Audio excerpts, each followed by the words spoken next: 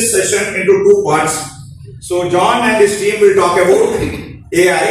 I will talk about technology. The basic requirement is sometimes we forget our fundamentals. We talk so many things. So from one of the regulators come down with a SEBI CSCRF, they are talking about quantum technology. Quantum will take another 3 years or 5 years. So let us first check what I am going to understand.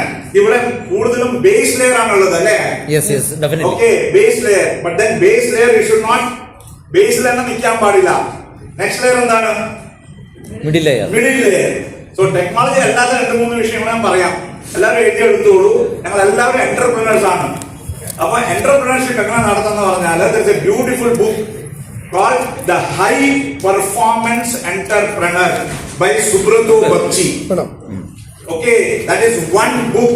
നിങ്ങൾ എല്ലാവരും entrepreneurs ആയതുകൊണ്ട് technology അല്ലാതെ വേറെ വിഷയം പറഞ്ഞു കൊടുക്കാം. The High Performance Entrepreneur. നിങ്ങൾ ഓരോ ആളും ഇവിടെ ഇരിക്കുന്ന 70 to 80% എന്റർപ്രണേഴ്സ് അല്ലേ? Yes. അപ്പോൾ ഈ ഒരു പുസ്തകം വായിക്കണം. That is High Performance Entrepreneur by Subrata Bagchi. ഞാനും 15 കൊല്ലം കോർപ്പറേറ്റ് ജംഗിൾ എന്ന് പറയും. പല കോർപ്പറേറ്റ് വേൾഡ് അല്ല അത്. അവിടെ എല്ലാവരും ഓരോ ആൾക്കാർ തിന്നാനാണ് നോക്കുന്നത്. ഈ കോർപ്പറേറ്റ് വേൾഡ് അല്ല, കോർപ്പറേറ്റ് ജംഗിൾ വിട്ട് ഞാൻ ഒരു എന്റർപ്രണറായി. അപ്പൊ എനിക്ക് കുറെ ഇൻസ്പിറേഷൻ തന്നൊരു ബുക്കാണ് ഹൈ പെർഫോമൻസ് എന്റർപ്രണർ. നമ്മുടെ ദേശീയ എഴുതിയത്. വേറൊരു നല്ല ബുക്ക് ഉണ്ട് ബൈ കോളിൻസ്, ജിം കോളിൻസ് ആണ്, build to last good to great. ഞങ്ങളൊരു ഇൻസ്റ്റിറ്റ്യൂഷൻ നടത്തുമ്പോൾ എങ്ങനെ നടത്തണം? You should build institutions with, he has written 2 books, Good to Great and Build to Last. Okay, ഈ 3 വെച്ചിട്ടാണ് ഞങ്ങളുടെ കോണ്ടെക്സ്റ്റ് അറിയണത്. അപ്പൊ ഞാൻ സംസാരിക്കാൻ പോകുന്നത് ടെക്നോളജി കംപ്ലയൻസ്. ഞാൻ ബേസ് ലെയർ ആണ്. കംപ്ലയൻസ് പിന്നെ ആദ്യം ബിസിനസ് വരട്ടെ, പിന്നെ കംപ്ലയൻസ് നോക്കാം. അതല്ല നമ്മുടെ മൈൻഡ് സെറ്റ്. ഓക്കെ, ആ മൈൻഡ് സെറ്റ് മാറ്റണം. വലിയ കമ്പനിയിൽ എങ്ങനെയാണെന്ന് പറഞ്ഞാൽ ഞാൻ BNP ജോലി ചെയ്തിരുന്നു, BNP പാരിവാർ. അവിടെ ഞാൻ ഹെഡായിരുന്നു പ്രൈവറ്റ് ബാങ്കിങ്ങില്. ഈ കംപ്ലയൻസും ഓഡിറ്റും കൊണ്ടും മടുത്തു. അപ്പൊ ഞാൻ ഒരു ടാഗ് ലൈൻ ചെയ്തു, we also do business. What do we do? 360 days in a year we do compliance. 5 days ബാക്കി ഉണ്ടെങ്കിൽ വി ഓൾസോ ഡു ബിസിനസ്. നിങ്ങളുടെ കഥ ഇത് തന്നെയാണ്. RBI ഓരോ ദിവസവും ഇത് കൊണ്ടുവരും, SEBI ഓരോ ദിവസം ഇത് കൊണ്ടുവരും. ശരിയാണ് ഞാൻ പറഞ്ഞത്? അപ്പൊ അവിടെ ഒരു ബാലൻസ് വേണം. കംപ്ലയൻസ് വേഴ്സസ് ബിസിനസ്സിലൊരു ബാലൻസ് വേണം. Compliance is more of A culture. നമ്മൾ കംപ്ലയൻസ് ഒരു കൾച്ചറായി ബിൽഡ് ചെയ്യണം. അപ്പൊ ഈ കംപ്ലയൻസിന്റെ വിഷയം സുന്ദരമായിട്ട് നന്ദകുമാർ സർ പറഞ്ഞു. So starting room compliance, ending room compliance. Compliance എന്ന് പറഞ്ഞാൽ ഒരു നല്ല ഇംഗ്ലീഷ് വാക്കാണ്. എല്ലാവരും എഴുതിക്കോ. COMPLIANCE. 10 minutes जल्दी हो गया सर, तो मैं 5 minutes extra ले रहा हूँ. ठक्कर जी. Okay. Thanks for the earlier speakers. So we got sufficient time. Okay. COMPLIANCE. അതിലെ C മാറ്റിക്കോളൂ. ബാക്കിയുള്ള ഇംഗ്ലീഷ് വേർഡ് റീഅറേഞ്ച് ചെയ്താൽ നല്ലൊരു വാക്ക് കിട്ടും. C മാറ്റി കഴിഞ്ഞാൽ the remaining word you rearrange, you will get a beautiful English word on compliance. എന്താണ് English scrabble പഠിക്കാറില്ലേ? Jumble ഓരോ word ഇങ്ങോട്ടും അങ്ങോട്ടും ഇട്ട് കഴിഞ്ഞാല് വേറൊരു നല്ല വാക്ക് വരും. എന്താണ് കിട്ടിയാക്കെങ്കിലും? Policeman. So compliance is nothing but a costly policeman.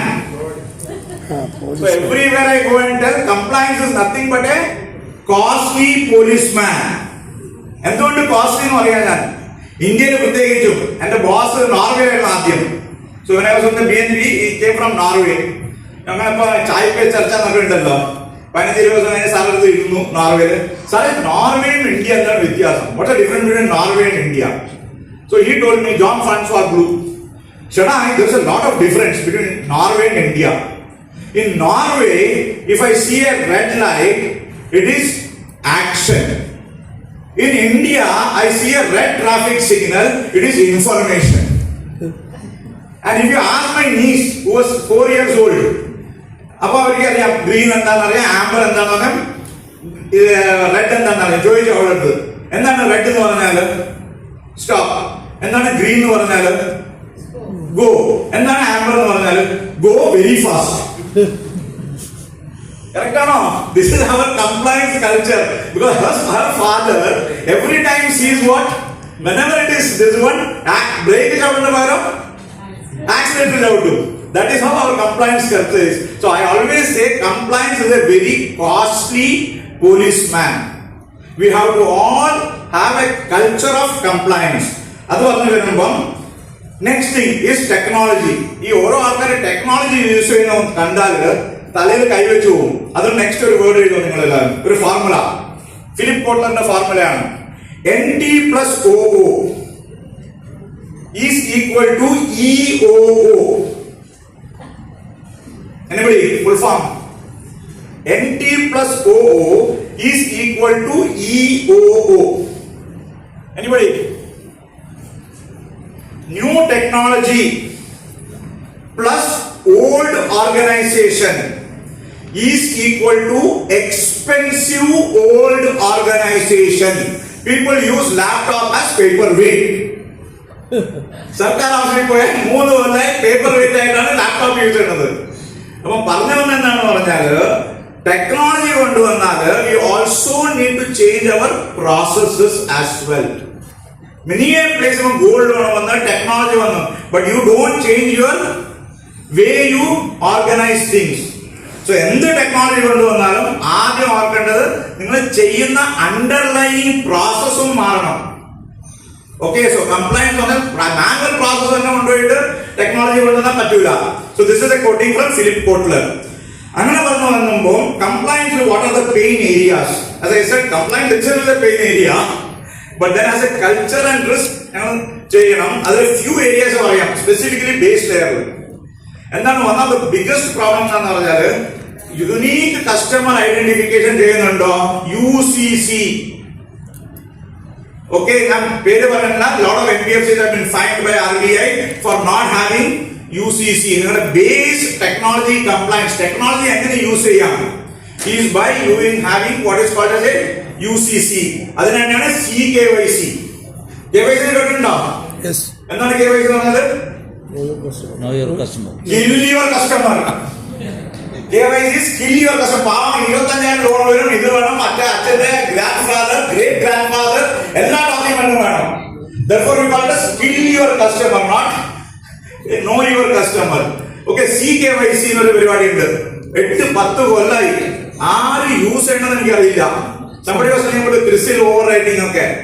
Okay, അത് RBI പറഞ്ഞ് इधर first thing customer customer is अंदर हिंदी वर्ड सर, आप ये समझ सकते हैं टक्कर जी, ये समझ सकते हैं.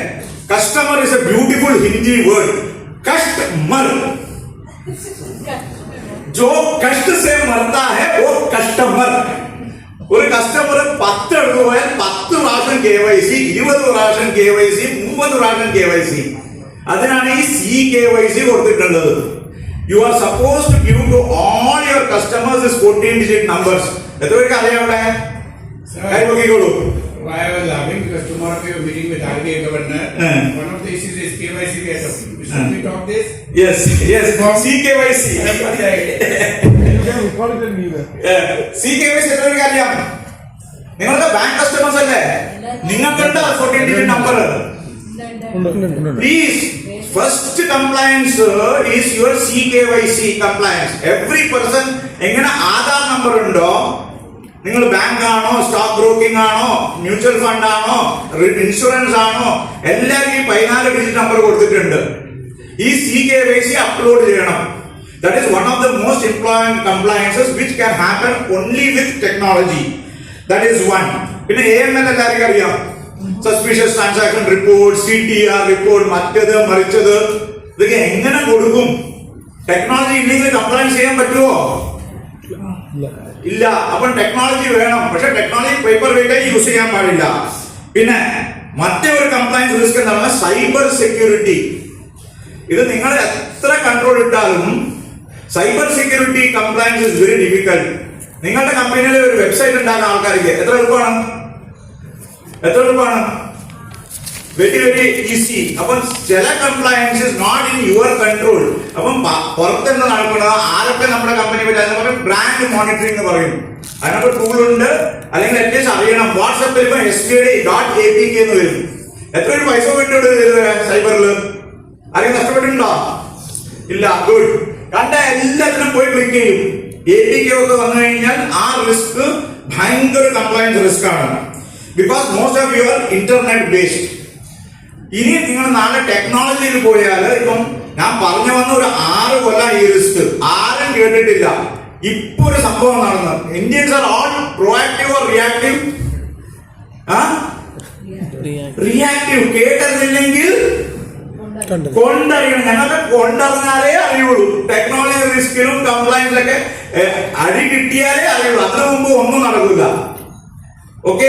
ഈയിടെയായിട്ട് കംപ്ലൈൻസ് ഞങ്ങൾ പറയുന്നത് സംതിങ് കോൾഡ് ഡേറ്റ സോവറിനിറ്റി. എന്താണ് ഡേറ്റ സോവറിനിറ്റി? കേട്ടിട്ടോ വാക്ക്? എന്താണ് data sovereignty? Amazon, assure, Microsoft ഒക്കെ കേട്ടിട്ടുണ്ടോ? അതിന്റെ ഡേറ്റയൊക്കെ എവിടെയാണുള്ളത്? അറിയാം നമുക്ക്. ഹോങ്കോങ്ങിലോ സിംഗപ്പൂരിലോ മലേഷ്യയിലോ എവിടെയൊക്കെ ഉണ്ട്. അപ്പം data sovereignty of data is one of the big compliance risk. എന്ത് പറ്റി തന്നെ നിങ്ങൾ കേട്ടതാണ്. ഇവിടെയുണ്ട്, കേരളത്തിലുണ്ട്. നയാര എന്ന് പറഞ്ഞൊരു പെട്രോൾ പമ്പ് ഉണ്ടാ. അറ്റ്ലീസ്റ്റ് അത് കണ്ടാൽ നെക്സ്റ്റ് ടൈം എന്നെ ഓർക്കും. എന്റെ താഴെങ്കിലും ഓർക്കണം നയാര കണ്ടാല്. Nayara was using all Microsoft product. Okay. അവിടെ ട്രംപിന് എന്തോ പറ്റി. യുക്രൈനെ സപ്പോർട്ട് ചെയ്യാണ്. റഷ്യക്ക് ഇതുണ്ടെന്ന് പറഞ്ഞിട്ട് റഷ്യക്ക് ഇക്വിറ്റി സ്റ്റേക്ക് ഉണ്ട് ആ നയാര എന്ന് പറഞ്ഞിട്ട് നയാര മൈക്രോസോഫ്റ്റ് ഒക്കെ കൂട്ടി. 3 ദിവസം Nayara refinery is not working. Why? അതൊന്നും അറിയില്ല. പെട്രോൾ നിന്നില്ല. അതുകൊണ്ട് അറിയില്ല. പെട്രോൾ നിന്നാ അറിയും. അത് വലിയ ഡൽഹിയിലെ ഹൈക്കോർട്ടിലോ സുപ്രീം കോർട്ട് ലിറ്റിഗേഷന് പോയി. After that before the hearing could happen മണിക്കൂർ മുമ്പ് അവരെടുത്തു. സോ നിങ്ങൾ നാളെ ക്ലൗഡിൽ പോകുമ്പോൾ ദൈവത്തെ ഓർത്തെങ്കിലും നമ്മുടെ ഇന്ത്യൻ ക്ലൗഡ് പ്രൊവൈഡേഴ്സ് കുറെ ഉണ്ട്. ആദ്യമൊക്കെ ഞങ്ങൾ എന്ത് ചെയ്യും? Amazon, AWS. എന്താണ് കാരണം? പൈസ. ഇപ്പം ഡേറ്റ സോവറിനിറ്റി എന്ന് പറഞ്ഞൊരു പരിപാടി ഉണ്ട്. That is very very very important. ഏത് ക്ലൗഡ് എടുത്താലും നിങ്ങൾ ആദ്യം ചോദിക്കണം ഇന്ത്യൻ ഡേറ്റ സോവറിനിറ്റി ഉണ്ടോ? ഇന്ത്യയിൽ മാത്രമുള്ള ഡേറ്റാ സെന്റേഴ്സ് ഉണ്ട്. നെക്സ്റ്റ് ജെൻ ഉണ്ട്, ESDS ഉണ്ട്, പിന്നെ നമ്മുടെ നിക്കിന്റെ കുറെ ഉണ്ട്. ഏത് സർവീസ് പ്രൊവൈഡർ ആണെങ്കിലും ഏത് സോഫ്റ്റ്വെയർ പ്രൊവൈഡർ ആണെങ്കിലും പ്ലീസ് നിങ്ങൾ എടുക്കുമ്പോൾ ഒന്ന് നോട്ട് ചെയ്തോളൂ. ഡേറ്റ സോവറിനിറ്റി ഒരു വലിയ ടെക്നിക്കൽ കംപ്ലയൻസ് റിസ്ക്. ഇപ്പൊ RBI പറഞ്ഞിട്ടുണ്ട് കുറെ ഡേറ്റ ഇന്ത്യയുടെ പുറത്തു പോകാൻ പാടില്ല. It should be within the country four master card ഉണ്ടാവും. അവിടെ ഒരു പ്രശ്നം ഉണ്ടായിരുന്നു. That is one. The next important thing is your data leakage. What is data leakage? What is data leakage? മലയാളത്തിൽ സംസാരിക്കുന്നതാണ്. What is data leakage? Mike. What is data leakage? Stealing of data. What is the difference between data theft and data leakage? There is a lot of difference between data theft and data leakage. What is the difference?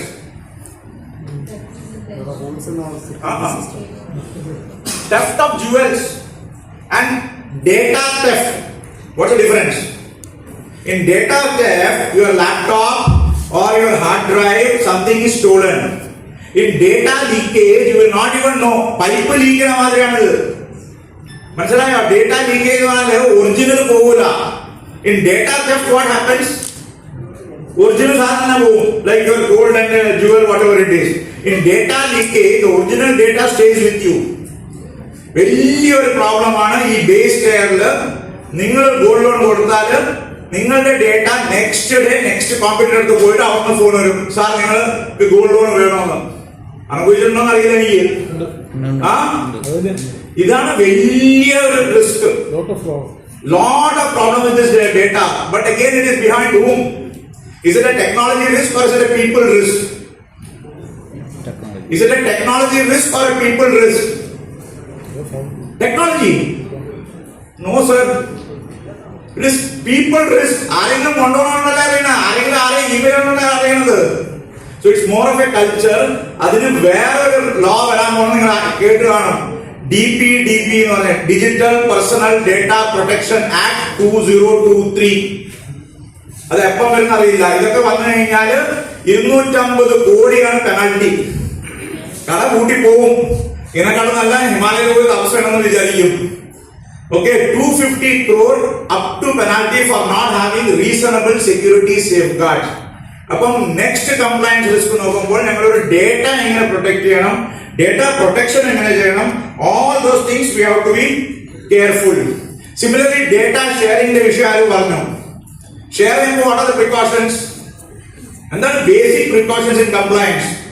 ഒരു encryption, ഒരു password ഒക്കെ ഇട്ടിട്ട് അപ്പൊ ഞങ്ങൾ കസ്റ്റമറുടെ data handle ചെയ്യുമ്പം ഈ DPDP act വന്നു കഴിഞ്ഞാൽ നിങ്ങൾക്ക് എല്ലാവർക്കും കുറേ പ്രശ്നം ഉണ്ടാവും. പെനൽറ്റി വന്നു കഴിഞ്ഞാൽ പെനൽറ്റി എളുപ്പമല്ല, എന്നാലും ഞങ്ങളൊരു culture. So compliance is not only technology, പിന്നെ compliance is also a culture. ഇതൊക്കെ പറഞ്ഞു കഴിഞ്ഞാൽ ചോദിക്കും നെക്സ്റ്റ് എന്താണ്? AI ഒക്കെ വലിയ ജയൻസിനുള്ളതല്ലേ? നമ്മളൊക്കെ ബേസ് ലെയറും AI നമുക്ക് പൈസ ഉണ്ടോ? AI ആവശ്യമുണ്ടോ? ഇതൊക്കെയാണ് നിങ്ങളുടെ ബേസിക് ക്വസ്റ്റ്യൻ വരുന്നത് ഇല്ലേ? AI നമ്മൾ വല്ല ഉപയോഗിച്ചിട്ടുണ്ട്. അതൊക്കെ മൈക്രോസോഫ്റ്റിനും ഇൻഫോസിസിനും ഗൂഗിളിനും. നിങ്ങളുടെ ഈ സിമ്പിൾ CKYC എന്ന് പറഞ്ഞില്ലേ, അവിടെ ഞങ്ങൾക്ക് AI യൂസ് ചെയ്യാം. ഇപ്പം next part what John and team is going to talk about is about AI in technology compliance. So this is what the question answer is after this or after each or both the sessions? Both the sessions. Okay, that's all from my side. I have taken 1 minute 30 minutes extra.